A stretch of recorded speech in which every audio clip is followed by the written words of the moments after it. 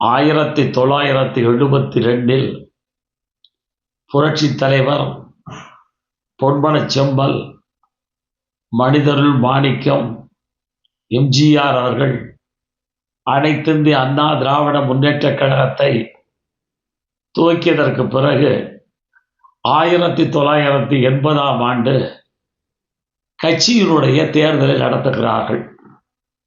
தஞ்சாவூரை தவிர எல்லா இடங்களிலுமே கட்சி தேர்தல் நடைபெற்றது. அந்த கட்சி தலைவர் தேர்தலுக்கு பிறகு யார் யார் எப்படி இருக்கிறார்கள் என்பதையெல்லாம் உளவுத்துறை மூலமாக தலைவர் அவர்கள் பெற்றார்கள். அப்படி பெறுகின்ற பொழுது திருச்சி மாவட்டத்திலே மாவட்ட செயலாளர்கள் என்ற போட்டிக்கு இருவர்கள் போட்டியிடுகிறார்கள்.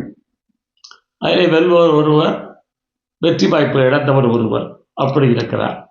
அப்படி இருக்கின்ற பொழுது அவரை யார் யார் வாக்களித்தார்களோ, பொதுக்குழு உறுப்பினர்கள், ஒன்றிய செயலாளர்கள், நகர செயலாளர்கள் வாக்களித்தார்களோ அவர்களெல்லாம் இரு கூறாக பிரிந்து காணப்பட்டார்கள்.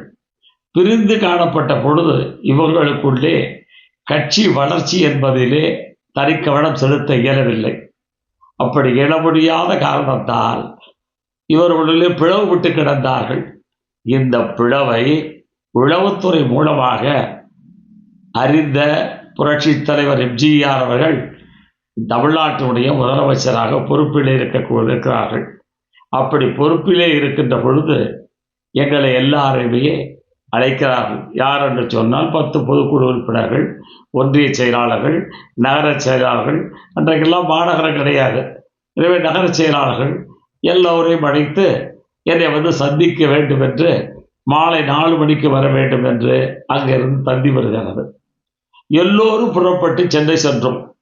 ஆனால் அன்றைக்கு இருந்து அவருடைய வேலை பளுவின் காரணமாக மாலை 6 மணிக்கு இன்றைக்கு இருக்கக்கூடிய இதே தலைமைச் செயலகத்தில் மேல் மொட்டை மாடியில் கூரை வேய்ந்த ஒரு பழைய கூரைக்கட்டு இடத்தில் எல்லோருக்கும் உட்காருவதற்கு சேரை போட்டு அவரும் உட்கார்ந்தார்கள்.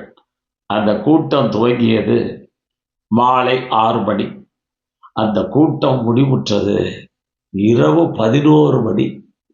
ஆக ஒரு நாட்டினுடைய முதலமைச்சர் கட்சியிலே இருக்கக்கூடிய பிளவுகளை சரி செய்ய வேண்டும் என்பதற்காக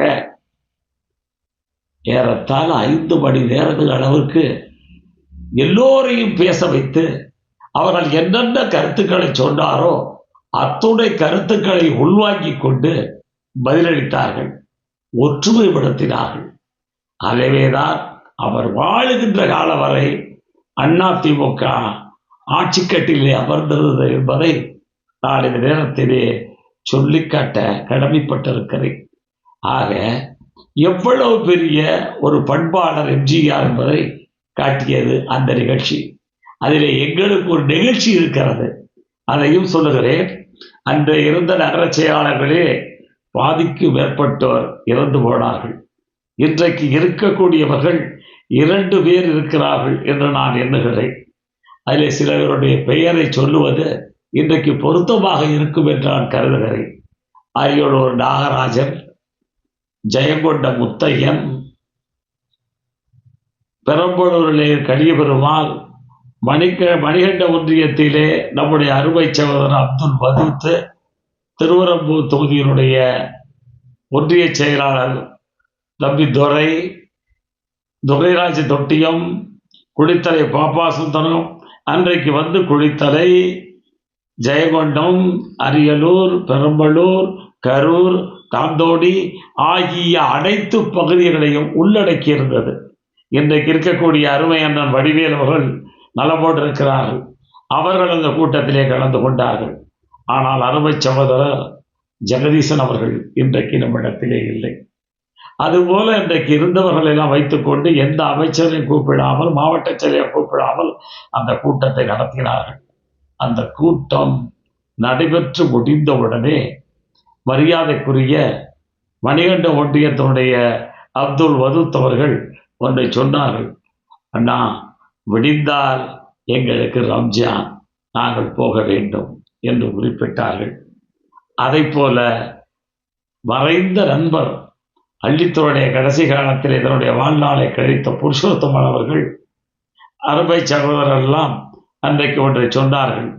என்ன சொன்னார்கள் என்று சொன்னால், வரகநீரிலே பிறந்து இங்கே இருந்தாலும் அண்ணா நீங்கள் வர சொன்னீர்கள், வந்துவிட்டோம், போவதற்கு கூட எங்களுக்கு செலவுக்கு படவில்லை என்று சொன்னார்கள். எனவே எல்லோருக்கும் 250 ரூபாய் பணத்தை கவரிலே போட்டு கொடுத்துவிட்டு அன்றைக்கு தமிழக அரசுடைய பேருந்தை வர சொல்லி அந்த பேருந்துடைய அனைத்து டிக்கெட்டையும் தலைமைக் கழகமை ஏற்றுக்கொண்டு எங்களை ஊருக்கு அனுப்பி வைத்தார் புரட்சித் தலைவர் எம்ஜிஆர் அவர்கள். அவர் கையிலே வாங்கிய 250 ரூபாயை கொண்டு வந்து என் தாயினுடைய கையிலே கொடுத்துவிட்டு காலிலே விழுந்து வணங்கி நடந்தவற்றை சொன்னேன். என் தாய் உயிரோடு இருக்கின்ற காலம் வரை, நான் அமைச்சராக இருக்கின்ற காலம் வரை அந்த 250 ரூபாயை கண்ணாடி ஃப்ரேம்குள்ளே வைத்து மாட்டியிருந்தாள் என்னுடைய தாய். அந்த அளவிற்கு பண்பாளர் புரட்சித் தலைவர் எம்ஜிஆர் அவர்கள். அப்படிப்பட்ட தலைவர் காட்டிய வழியில் அவருக்கு பின்னாலே இந்த இயக்கத்தை நடத்தக்கூடியவர்கள் எல்லோரையும் அரவணைத்து செல்ல வேண்டும். இதுதான் அவருடைய மாண்பை நாம் இந்த நினைவு நாளில் 38வது புரட்சி தலைவருடைய நினைவு நாளில் அருளூர்ந்து நீங்கள் எல்லாம் கேட்டறிந்து அதன்படி ஒரு தலைமை பண்பை நீங்கள் எல்லாம் பெற்றிருக்க வேண்டும், பெற வேண்டும், எல்லோரையும் அரவணைத்து செல்ல வேண்டும் என்று நான் இந்த நேரத்திலே உங்கள் வாயிலாக கேட்டுக்கொள்கிறேன்.